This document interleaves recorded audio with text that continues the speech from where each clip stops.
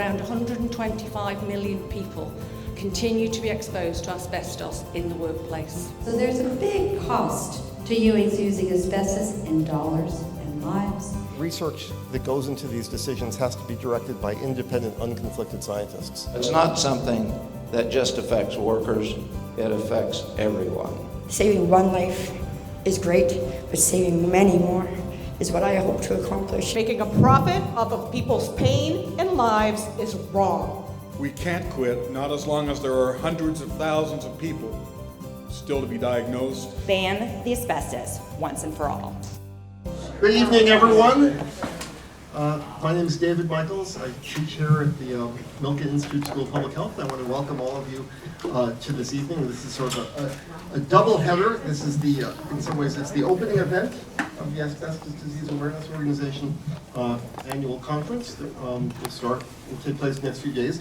And it's a meeting of Public Health 6122 Environmental and Occupational Policy, because my students are sitting over there.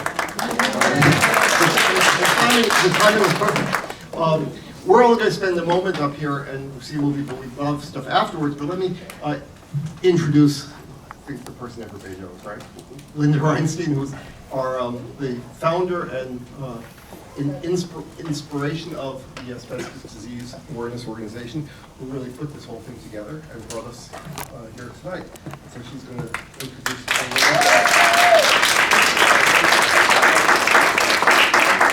we'll show the movie, and then afterwards we'll come back here, speak very briefly, and entertain a discussion. Well, first off, I really want to thank Dr. Michael and his, I don't know what your title is, Jennifer, but she is a woman extraordinaire. She has been terrific. So to be able to partner for prevention with George Washington University is big. So please put your hands together and thank them. None of the work that we've done in the past 15 years has ever been easy, but no one is a quitter in this fight.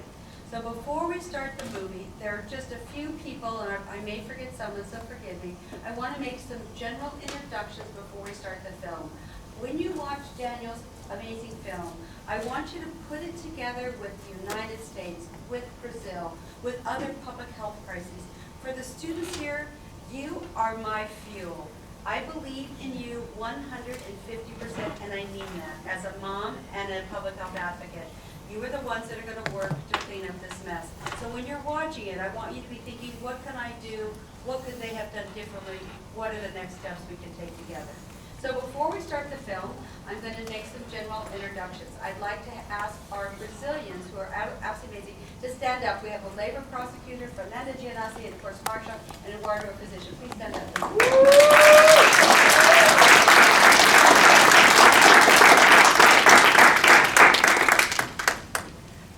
Harminder from the UK has been instrumental in helping me and my work in London and ADAO, and she has been a strong backer of this film. Please stand up, Harminder.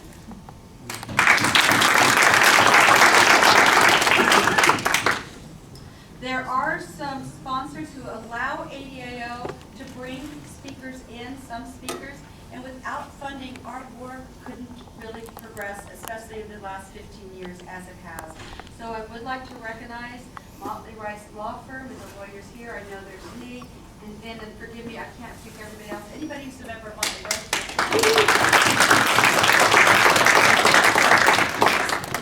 We're getting close to the end, but it's important. I'd like everyone from ADAO's Science or Prevention Advisory Board to please stand. What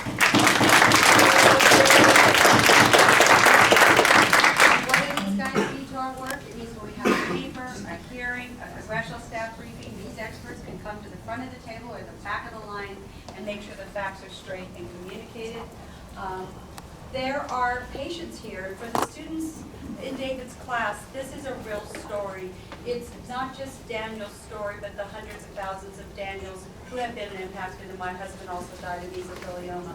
So I would like the asbestos ward, with the mesothelioma warriors, patients who have been impacted by asbestos, to allow us to honor you with applause, not to thank you for using your voice. If you could please stand.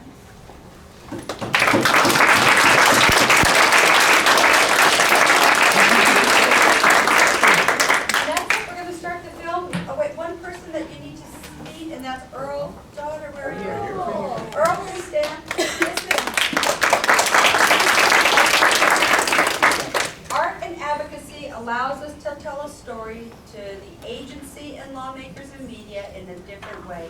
And Earl, your photographs have allowed our voices to roar, and I personally thank you. The poster in the back should be looked at, just a historical piece. If you do want to buy it, we're not selling. They are hand-signed. But this year's poster goes to the activism behind the work, and you'll see some familiar faces. So Earl, we thank you for your help. So without further ado, our speakers will have 3 minutes after the movie, timed by beautiful Nicole and Risha. And thank you, David. Should we move these? Yeah. Are these in your way? Or do we should go into there? Yeah.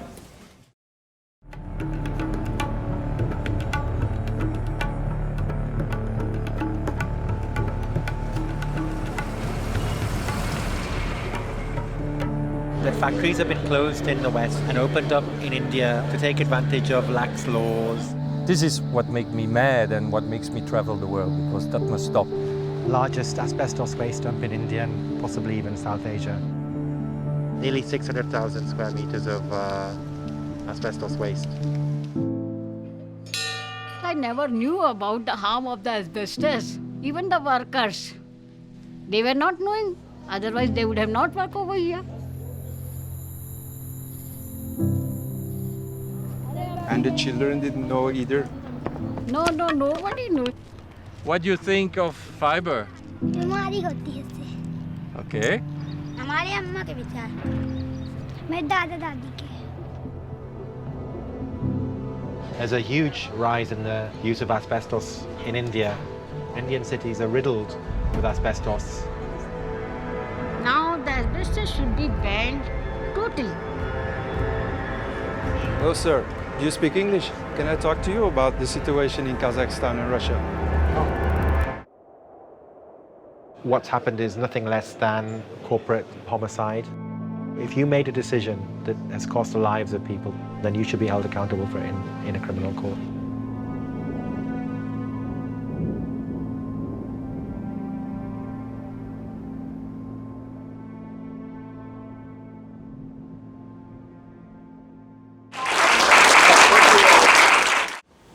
Do we think that India is prepared to take such a liability even if such a treaty comes? Will India ratify that treaty? And towards that, I want to understand from you what's happening in India in terms of public interest litigations or advocacy. Are we doing our bit to ensure that the country pushes corporations to take liability? That's my question. With regard to the treaty, actually there is a small, just briefly I mentioned, there is a history to the treaty and the history to the Forum on Business and Human Rights. In 1970 in the UN, a code of conduct for corporations was introduced, was proposed, and the draft code of conduct was ready by 1990 for mandatory regulation of transnational corporations. But because there was the lack of consensus amongst the developed countries and developing countries as to whether there should be mandatory regulation of corporations, that code of conduct never saw the light of the day. Subsequently, in 2003, one professor of law from one of the US universities, Professor David, I'm not remembering, he was a professor of law. He was a chairman of a subcommittee of Human Rights Commission. He framed UN norms for transnational corporations, which was quite good, and the US Chambers of Commerce and Industry and others reacted very strongly, saying that this is duplicate and unnecessary, this UN norm for transnational corporations. I spoke to the professor in writing through an email that how do you respond to this charge of this norms being duplicated unnecessary, and he responded very professorially saying that it is duplicate and therefore it is not unnecessary, because he had used the pre-existing law to frame the norms for mandatory regulation of transnational corporations. But when this UN Secretary General Kofi Annan was there, he somehow used procedural ways to sideline it and bring in Professor Ruggie who said that in his report, it's a very important observation, that corporations are not democratic institutions. They are economic organs, and therefore democratic accountability should not be expected, he implied. So now lastly which has happened, and that is the treaty bit which you are referring to, that in 2014 Ecuador, South Africa, India and other developing countries proposed a mandatory treaty for regulation of transnational corporations and other business enterprises. India supports it. It has been supporting it, but in the last few months back, in the last meeting of the ad hoc committee for the drafting of the treaty for regulation of transnational corporations, the European Union backed out. And it appeared that it was acting not on behalf of the people, but it was acting on behalf of the corporations.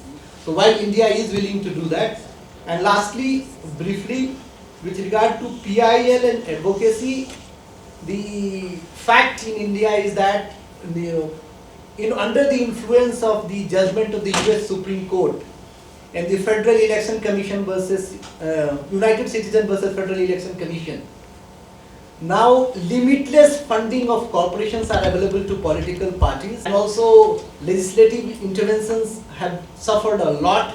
Earlier, the Indian Supreme Court had given an order in January 1995 on asbestos, which amounts to banning it, because it said Indian laws have to be consistent with ILO resolution. And ILO resolution 2006 says that the only way to regulate asbestos is to eliminate it. That's the way. Thank you. Oh yes, please. Daniel, we have someone over here first, then we'll come back. We got a story from India that there was a justice, a palace of justice in one of the cities, I don't know where anymore, but the judges asked to remove the roof because it was an asbestos roof. It was the Calcutta High Court. Would you like to? So I was just going to Introduce yourself and explain your role in all this. I'm Harminder Bains. I'm a lawyer and my father died from mesothelioma. I live and work in London, and I have helped Daniel and Linda with our campaigning, and with Breathless now we arranged for it to be shown in London. I just wanted to ask Linda and Mr. Suzman, because your laws are different to the ones in the UK, so how, in this, your bill, what are the next steps? What do you envisage? Yeah, actually I defer to Linda really to answer that question, and I may follow up, but I think Linda's the person who's spearheading the strategy on the bill, so. Well, we'll share the question. So as far as what are the next steps, we're looking for a Republican member of Congress to sign on to the bill, because you can't do anything right now, obviously, unless you have the support from the so-called other side. We have a lot of strength. The supporters of the bill include AFL-CIO, APHA, Less Cancer, Safer Chemical Healthy Families, and others. And our dear colleague Andy was the executive director of Safer Chemical, and Susan joins us tonight. So as far as next steps, I think it's going to take us probably close to 2 years. But there is growing momentum. The asbestos industry produces less, about 30% less asbestos. And with transparency and the millennials understanding this crisis, it has been easier to redirect the dialogue and the conversation. I also want you to know strategically, ADAO normally was just on a prevention and a policy track. And I'll let Bob address this. I've changed. I've jumped onto a new horse, and it includes litigation. So we're in the process of suing the EPA if they don't get their job done right. I'm tired. This is when I was tired. And I'm going to take it.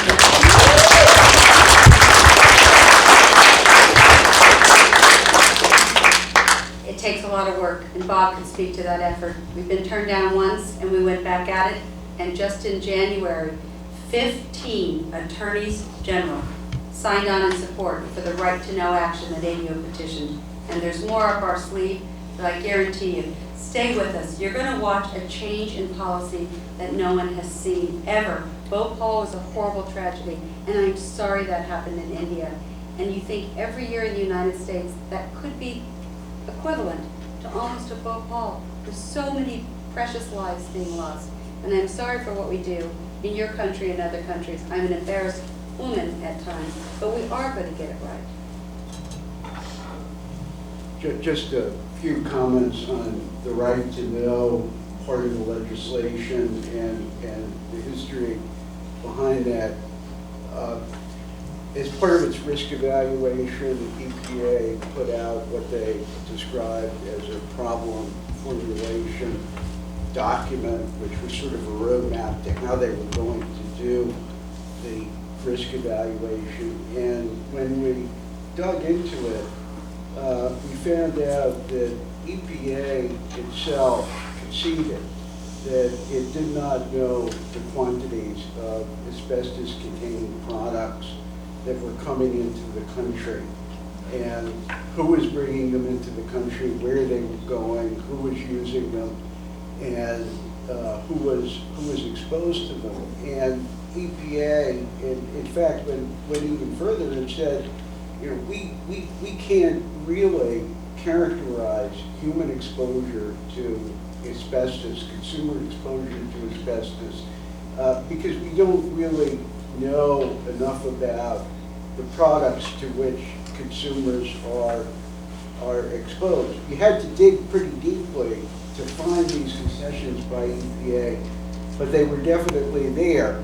And we dug a little further and we found out that due to a technicality in the law, asbestos was actually exempt from the reporting requirements that EPA has in place for the great bulk of chemicals that are used in the United States.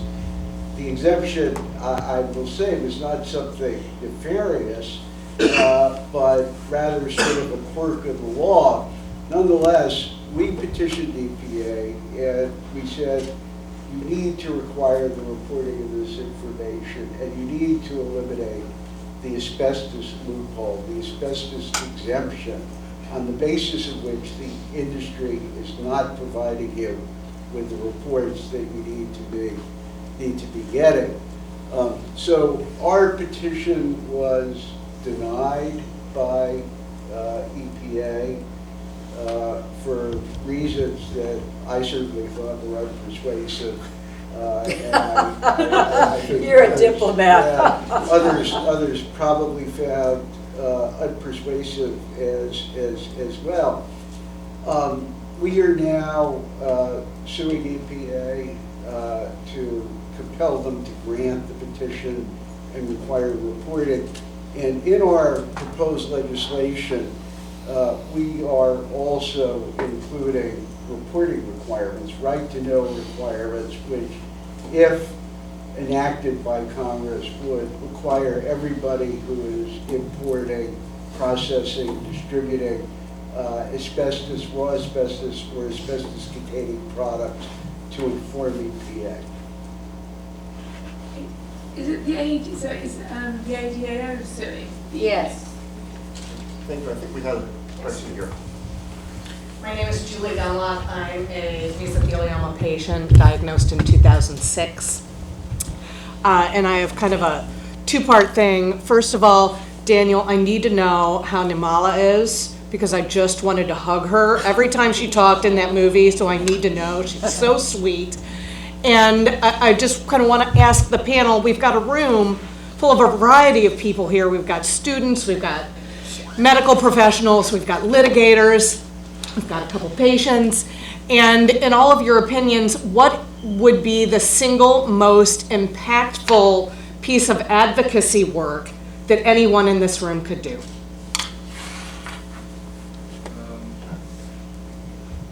Nirmala is still the same. She can't walk very far, but she's living in a better house and her son is taking care of her as well. So he finished his studies and he has a good job. There are many Nirmalas. I mean, you've seen the women, and they're exactly the same stories as in my village or in Libya. Women who wash the clothes of their husbands. So we're trying to help. And their them children. as well. and their children. And their children. Saw them playing cricket. He told me a story of Felipe playing baseball, of course. In my town, it's football. You know, it's very similar. And what can I say? Let's ban asbestos. It's the only thing that's we need to do. It's the only product that's been proven for such a long time. If you cannot ban that product, what else? Your question speaks to what can you do. You're asking for a single thing. I can't give you one, Julie, but I can offer three. I hope everyone leaves here even more connected to Dr. David Michaels. Your students can reach us, any and all, and we need young millennials like my wonderful interns to join the fight. Two, we need you to share the information about Daniel's film, about ADAO's work, about Julie's story. And anybody here who has been impacted by asbestos, I hope you'll join ADAO's efforts by sharing your story, donating your time or dollars, and helping us to advance this to end the man-made disaster. We have to do it now. You have anything to say?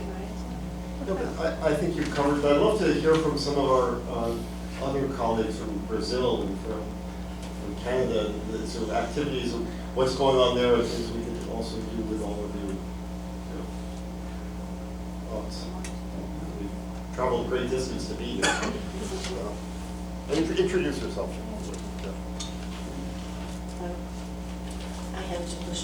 Yes, yeah. I am Fernanda from Brazil, and with my colleagues, Dr. Eduardo Algranti and the labor prosecutor, Dr. Marcia, we are working for a long time, almost 30 years with Eduardo and almost 15 years with Marcia.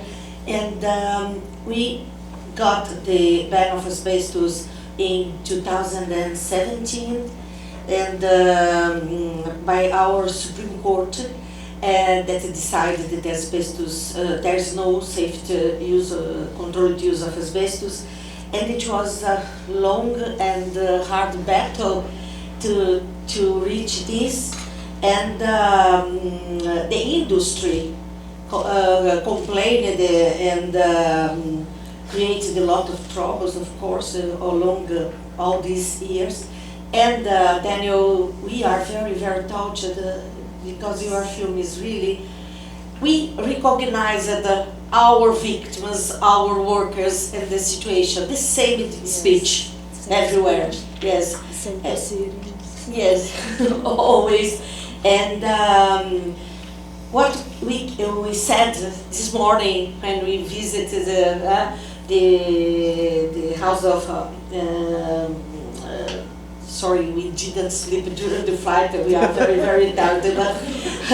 But we said, okay, US can't buy asbestos anymore from Brazil, I hope. Yes, we expected this. Who is going to supply the industry? Russia? Yes. And we hope that this year we are going to have the conference, the Rotterdam Convention, yes, the discussion next month or June, I think so, in Geneva. And we hope they include in the next third the chrysotile in the list for PIC. And we have a lot of work to do together. This is our duty. Linda, you do a wonderful work to join us here, yes, and we hope we can continue fighting against this catastrophe, as the French Senate called the catastrophe, the health catastrophe of the 20th century, but it continues in India and in Asia. Next week or the other, we are receiving in Brazil a mission from Asia to protest against the attempts of the industry to continue exporting asbestos. We will try to block this. We don't want. that the double standard. The asbestos is not good for us, it's not good for Canadians that ban asbestos, it's not good for Asia as well. Thank you, the opportunity to bring us here together, all these people, and we win this battle. Yes? It's because of David. In Portuguese, a luta continua. Yes, yes. Thank you. I just wanted to add back to Julie's, so I'm kind of jumping back. For anyone that wants to advocate, you can call your lawmakers, call your senators, call your representatives, tell them to support our ban, tell them you don't want asbestos in your country and you don't want it sickening the people around you, because hearing from constituents is one of the best ways to make them act. Thank you. You know, for many years, the government of Canada was in the forefront of defending price-of asbestos. That was where a lot of the world's asbestos came from, that John Franco mined in the town of Asbestos. And we heard some positive reports that when Justin Trudeau was actually became the Prime Minister, that might change. Dorothy Wigmore is here from Canada. Maybe she can give us an update of what's going on there. Press and hold. Yes. Okay. You gotta hold it. Yeah.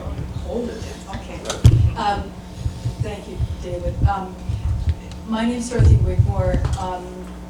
I was at the 1986 CLC, Canadian Labour Congress, meeting where we supported the EPA ban on asbestos and got red baited. For people who don't know what that is, we were called communists because our friends in Russia.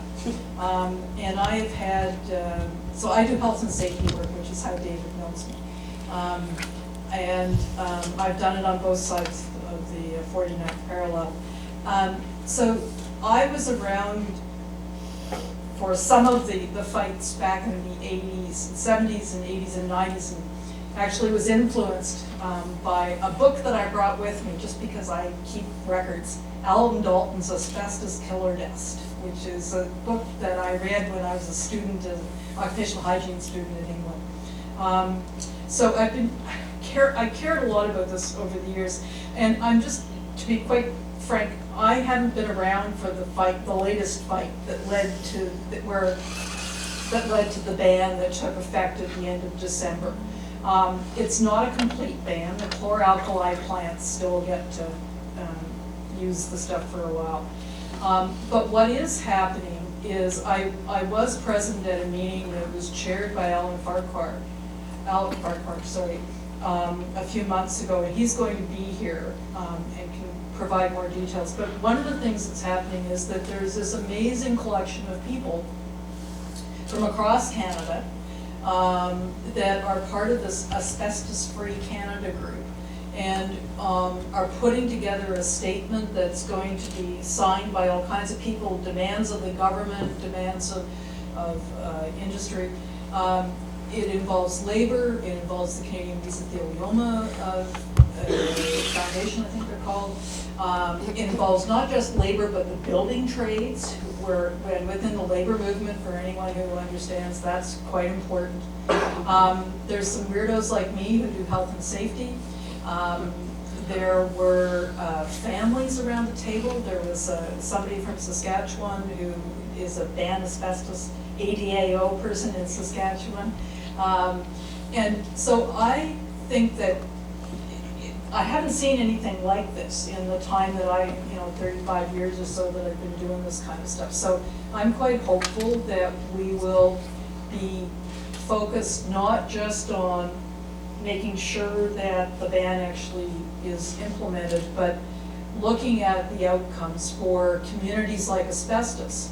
One of the things you need to know is that Justin Trudeau may be a nice-looking young man, and as Linda Murray described somebody else who, on this side of the border, who ran your country for a while.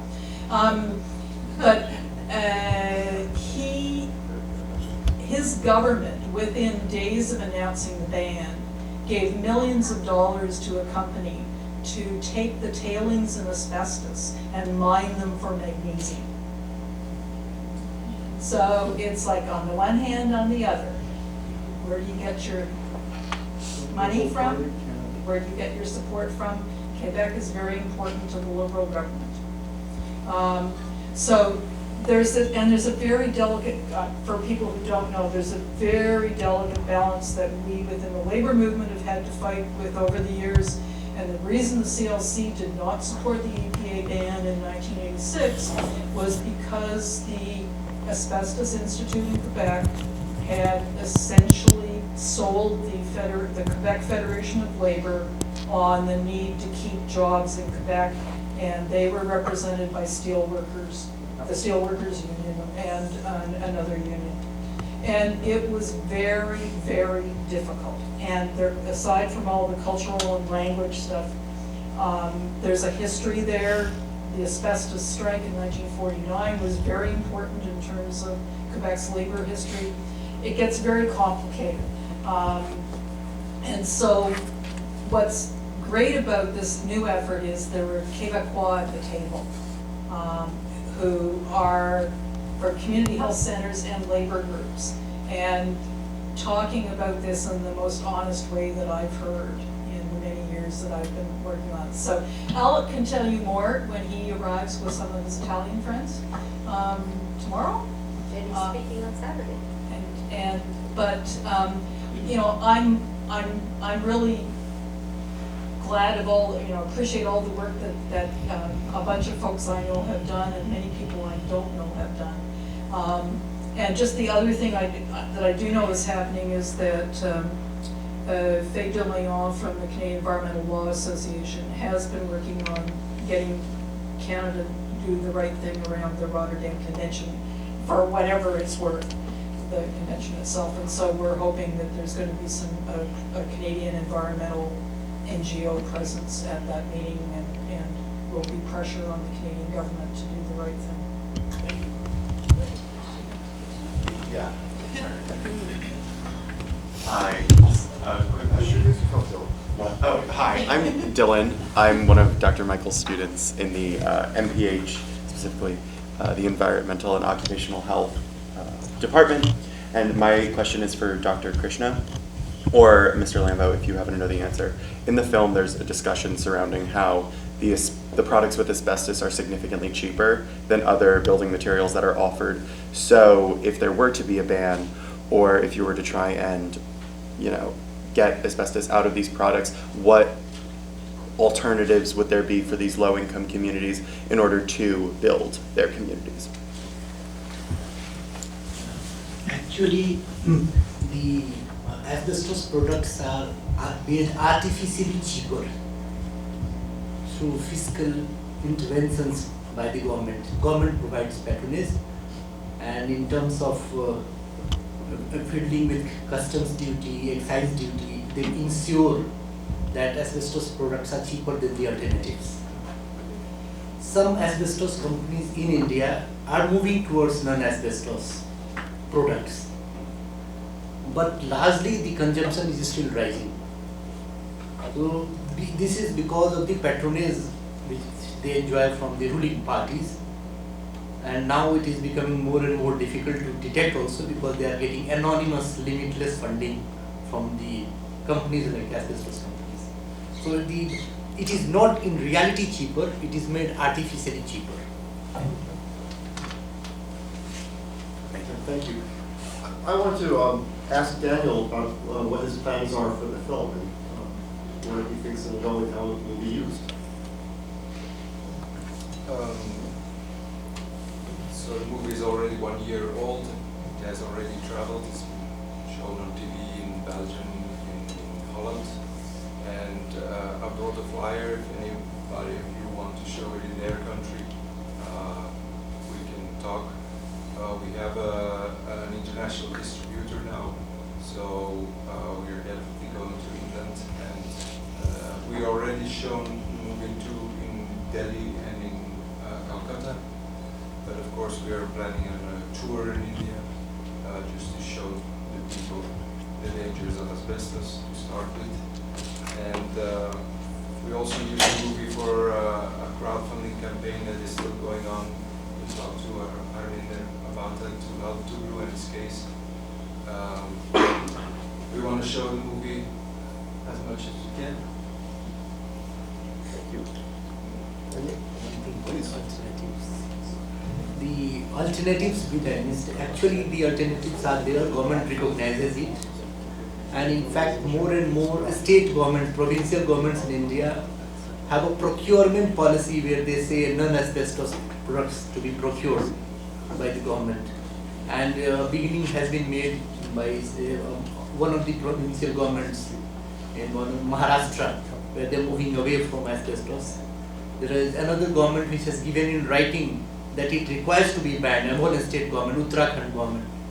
Then there is one union territory in India which is saying move away towards alternatives. It's Union Territory of Chandigarh. But India is a huge country. These are very small states, and alternatives are visible also. India has some 8,000 railway stations. So all the railway stations had asbestos roofs from the British times. Now they are being replaced with alternatives, but they are not being replaced in a scientific way, in a safe way. So there are these concerns also emerging. Before we wrap up, a couple of quick things. Harminder over there has some poster boards. If you feel comfortable, we did this in London and it was great. We shared it on social media. We all hold placards and we'll ask our wonderful Earth Audit to take photographs, and then we can share and promote your film.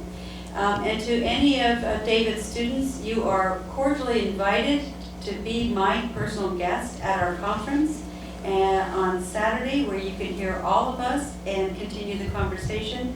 All I ask that you do is see my two wonderful interns here, Ellen in the background, and you are our guest. Well, thank you all for joining us tonight. Thank Daniel again for making the book. Now that's